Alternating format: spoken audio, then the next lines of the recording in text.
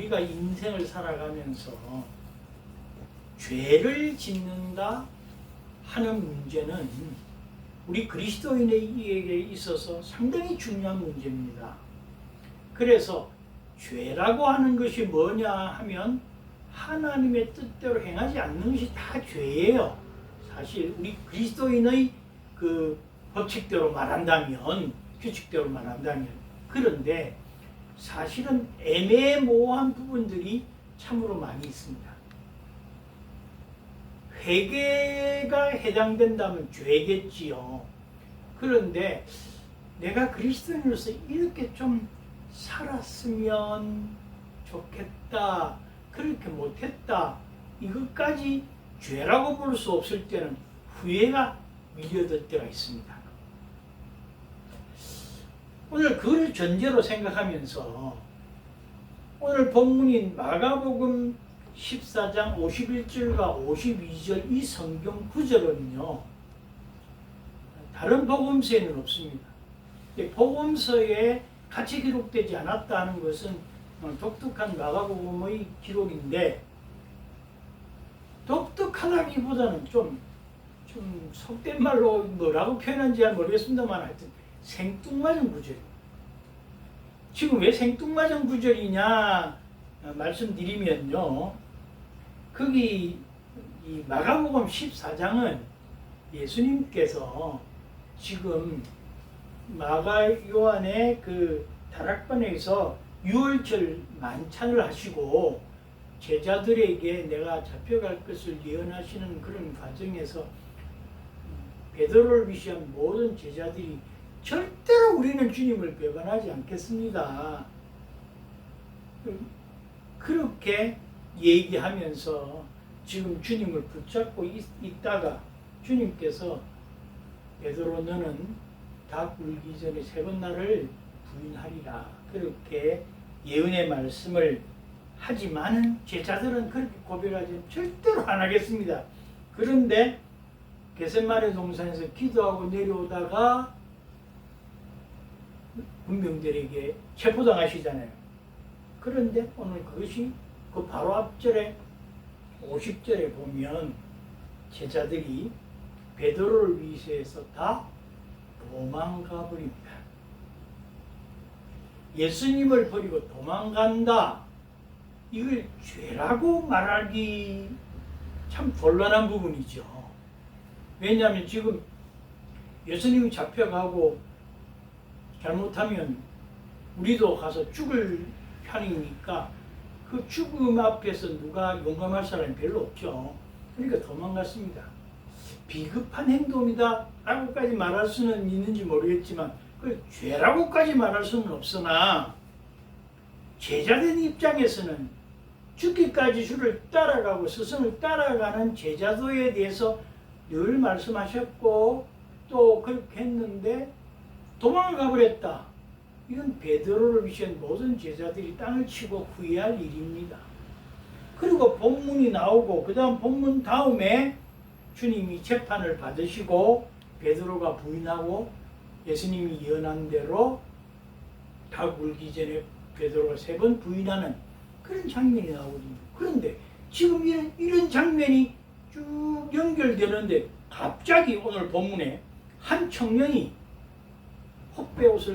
헛배의 이불을 헛이불을 두르고 있다가 군병들이 잡으려고 하니까 그 입은 헛이불을 벗어 던져버리고 벌거벗은 채로 도망갔다.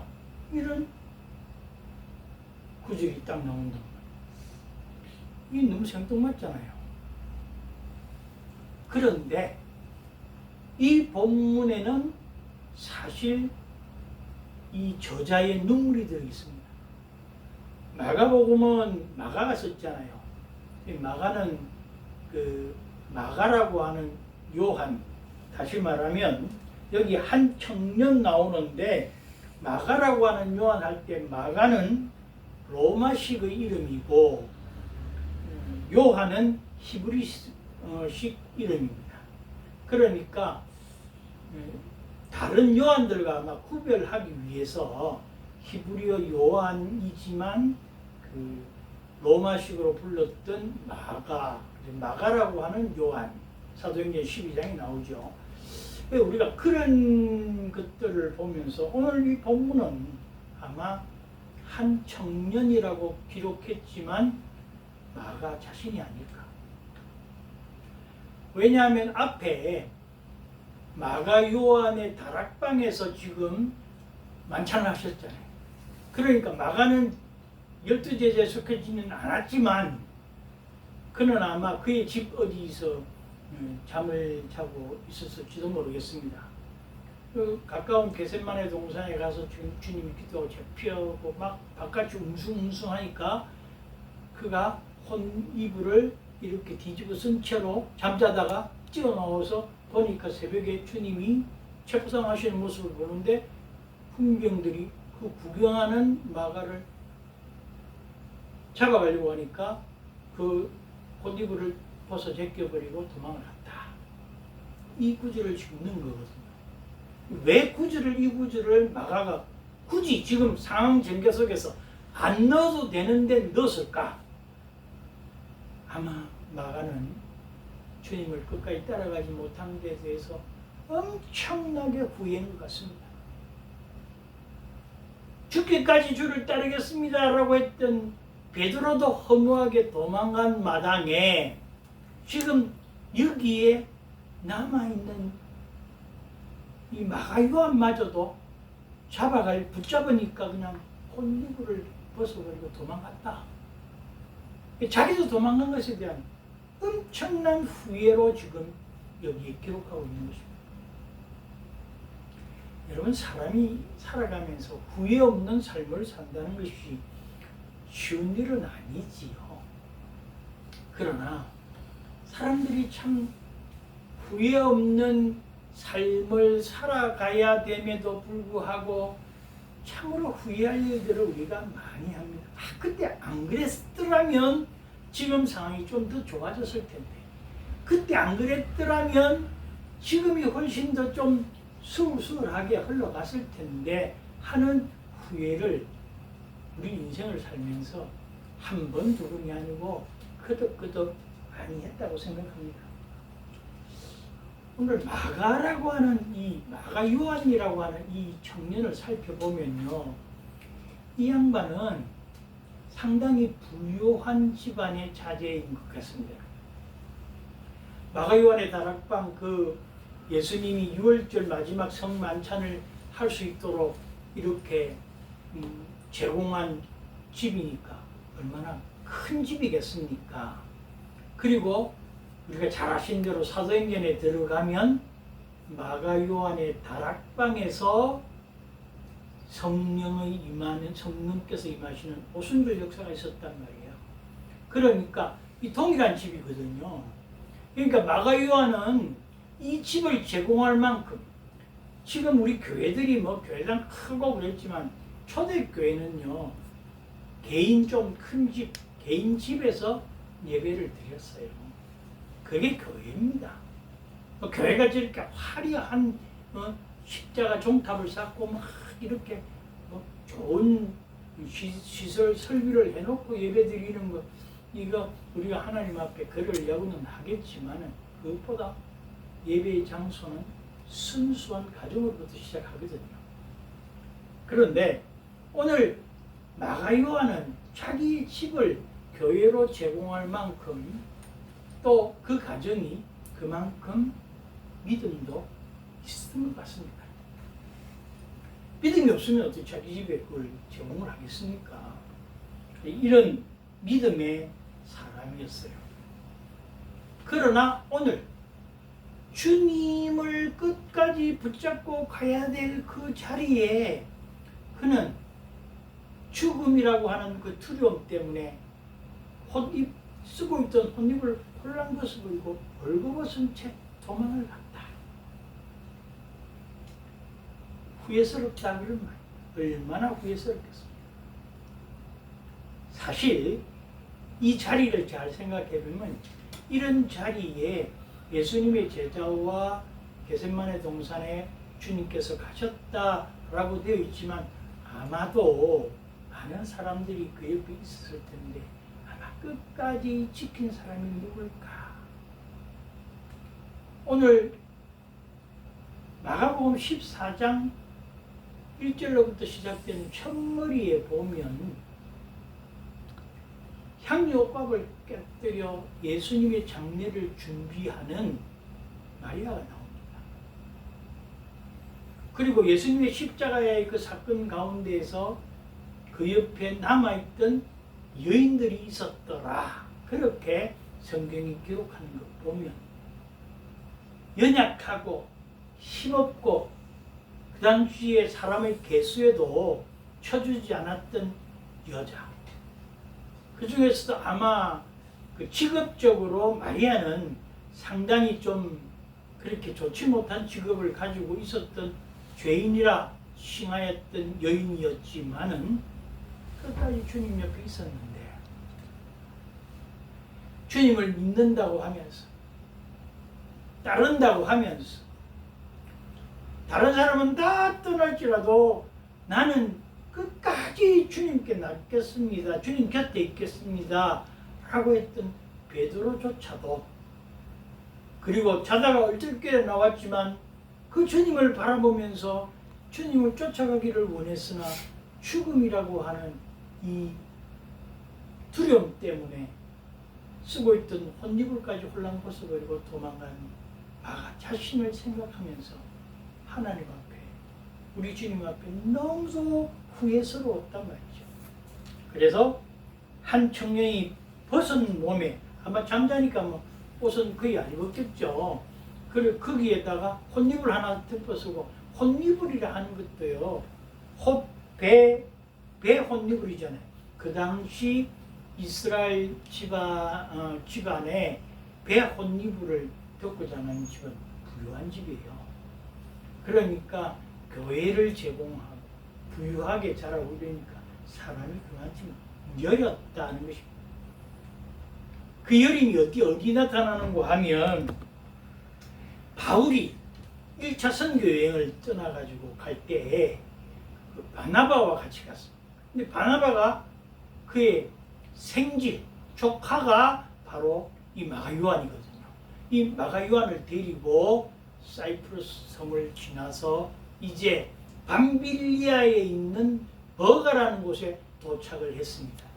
그때 그 앞에 타우루스 산맥이 쫙 병풍처럼 놓여 있는데 그 당시에는 산길이 있었겠습니까? 그냥 어떻게 보면 가파른 절벽을 이렇게 타고 지나가서 그 그린반도로 가야 되는데 그렇게 가기 위해서 지금 그 앞에 딱 오다 보니까 거기는 뭐 산적들도 출몰하고요. 장소가 위험하고 그러니까 이 연약했던 마가요한이 어떻게 했어요? 거기서 나는 더 이상 따라가지 못하겠습니다. 그리고서 되돌아가는 장면이 나옵니다.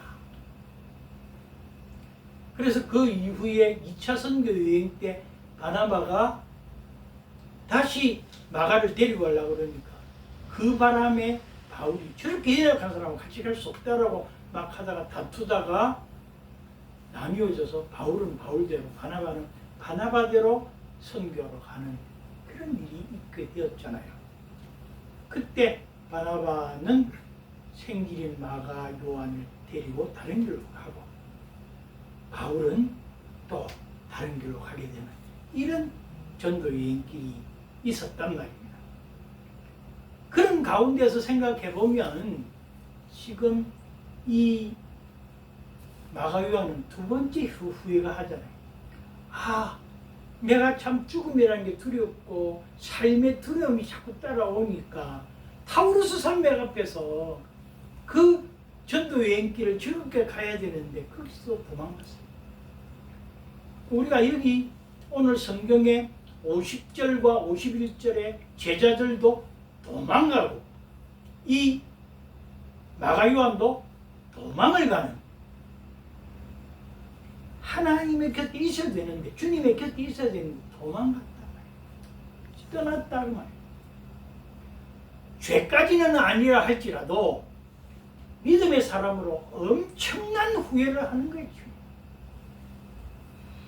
여러분 우리가요 이렇게 믿음 생활하면서도 주님 앞에 좀 잘해야지 하면서도 또 후회하고 또 후회한다고요. 후회하는 일이 얼마나 많은지 몰라요. 좀 잘할 걸. 예수 잘 믿다가 타락해서 나가서 가산을 다 탕진하고 탕자와 같이 집으로 돌아와서 이제 보니까 주님이 가장 귀한 분이었다. 돌아와서 고백하는 그 사람들의 간증을 여러분 가끔 들어보시면 어떻습니까? 내가 그 옛날에 그 많은 물질로 좀 더 하나님께 봉사하고 헌신할 걸. 내가 그렇게 건강 주시고 잘할 때 내가 좀 더 잘할 걸. 죄까지는 아니라도 엄청난 후회의 그런 모습들을 우리가 보게 된다고요. 우리가 그런 사람들을 정죄할 수는 없어요. 너는 죄인이다라고 할 수는 없으나 그 본인은 다시 돌아와서 주님의 은혜를 맛보기 시작하면서 얼마나 후회하겠냐. 여러분, 예수 믿는 믿음의 생활을 하면서 후회 없는 믿음의 생활을 하는 복이 여러분에게 있기를 축복합니다. 정말 그게 귀한 거거든요. 그래서 우리는 오늘 이 청년의 고백 가운데 이 후회를 어떻게 회복했는가? 그 앞에 나와 있던 베드로는 어떻게 했나요? 부인하고 또 요한복음 20장, 21장에 가보면 주님이 그 디베라 바다, 갈릴리 바다에 찾아오셔서 생선을 구워 같이 먹으면서 정말 그에게 질문하잖아요. 베드로야, 네가 다른 모든 것보다 나를 사랑하느냐? 사랑하느냐? 3번이냐? 3번 부인한 것만 지금 다시 회복시켜 주시면서 오늘 14장, 마가복음 14장에도 주님이 그렇게 말씀합니다. 내가 너희를 만났던 내가 다시 부활하여 먼저 갈릴리로 가서 너희를 기다리고 너희 분명히 글로 도망쳐올 텐데 내가 다시 너희를 회복시켜 주겠다. 여러분, 우리의 진정한 회복은요, 주님이 없으면 회복되지 않아요. 우리의 개인의 회복도, 우리의 가정의 회복도 주 예수 그리스도가 우리의 주인 되시지 않으면 진정한 회복이 일어나지 않는다는 사실을 알아야 합니다. 그 회복 가운데 바나바는 구브로로 그 생질 마가 요한과 함께 떠났고 또 바울은 다른 곳으로 떠났지만 나중에 가보면 여러분 빌레몬서 1장 24절이나 디모데 후서 4장 11절에 보면 바울은 이 마가 요한을 골로새 교인들에게 영접하라고 나를 얼마나 많이 수종 들고 자기도 회복되는 그런 장면이죠. 얼마나 열심히 했는지 모릅니다. 이처럼 회복의 기회는 다시 우리들에게 올 텐데 우리가 회복의 기회까지도 잃어버리면 안 된단 말이죠. 베드로가 회복의 기회를 잊지 아니하고 다시 마가 요한의 다락방으로 함께가 기도할 때 오순절의 역사, 성령의 임재하심의 역사를 덧입고 그가 나아가 순교하기까지 하나님의 나라를 전파하는 주의 사도가 되지 않았습니까? 또 오늘 본문에 나타나 있는 마가는요, 지금 51절과 52절 본문대로 보면 아마 거기 표현은 안 했지만 이렇게 말하고 있는 것 같습니다. 도망갔는데 나라도 남아 있어야 되는데 나까지도 도망갔습니다. 지금 그 얘기를 하고 나까지도. 여러분, 우리 인생을 살아보면 연세가 점점 들어가고 늙고 홀로 남게 되면 내 옆에 누가 있게 되던가요? 그런데 그 옆에 정말로 마지막까지 나와 함께 동고동락 할 거라고 생각했던 그 사람조차도 나까지도 다 도망가고 떠나버리고 나면 나에게는 주님밖에 남지 않습니다. 그 주님을 우리가 바라봐야 되는데 밤빌리아에서 밤빌리아 버가죠. 버가에서 도망갔던 이 사람이 다시 사역의 길로 들어서서 주님의 일을 더 열심히 하게 된 것은 후회가 진정한 후회였기 때문이었습니다. 여러분, 우리가 돌이키는 회개도요, 정말 후회를 넘어서 통회할 정도로 내가 이렇게밖에 되지 않은 인간이었지만 주께서 나를 사랑하시고 나를 이렇게 인도해 주셨다. 그걸 마음으로 절절히 느끼지 않으면 오늘 이 주님의 순환사의 두 절 단순히 들어간 이 성경 말씀이 우리는 그냥 지나칠 수 있고 한 청년이 그렇게 도망갔구나 할 수 있지만 이 마가복음의 저자로서 있는 이 마가는 이 두 절을 넣으면서 그는 얼마나 절절히 회개했겠습니까? 얼마나 절절히 후회했겠냐고요. 우리가 예수 믿는다는 것이 바로 이런 것입니다. 주님 앞에 후회했으면 다시 그 후회의 길로 가지 않아야 되는데 베드로도 마구마구 도망갔습니다. 지금 여기서 도망만 갔습니까?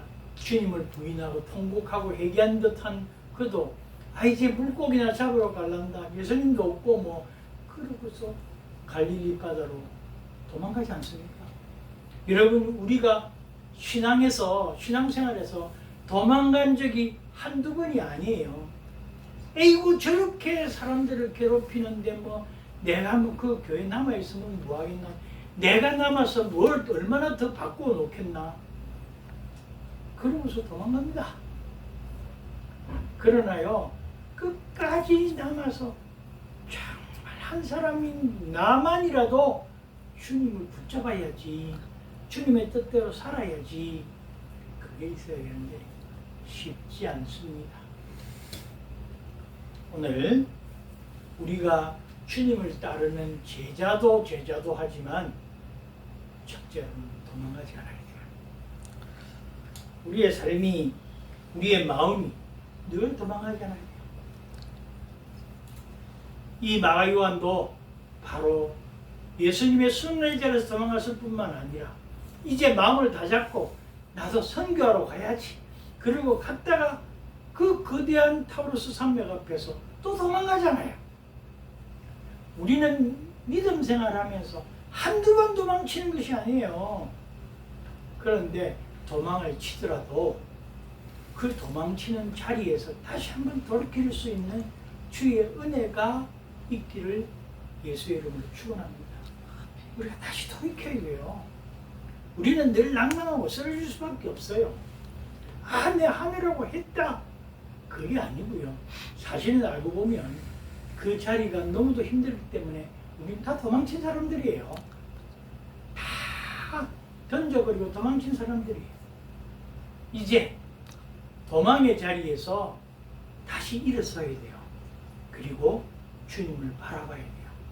그때 주님이 주시는 은혜는 놀라운 은혜가 있는 것입니다. 이 마가라고 하는 이 책을 베드로의 도움을 받아서 마가복음서를 마가가 썼다. 이렇게 학자들이 정리하고 있거든요. 그러니까 도망자끼리라도 다시 뭉쳐서 우리 이래서 안 되지 않냐? 주님과 바로서는 우리는 주님을 멀리 떠났으나 주님은 갈릴리에 이미 가 계시고 오순절의 다락방에 이미 가 계시고 이미 우리를 불러셔서 가 계시는 그 주님을 이제 다시 만나 붙잡으시고 승리하시는 우리 모두가 되시기를 살아계신 우리 주 예수 그리스도로 간절히 부탁드립니다. 우리가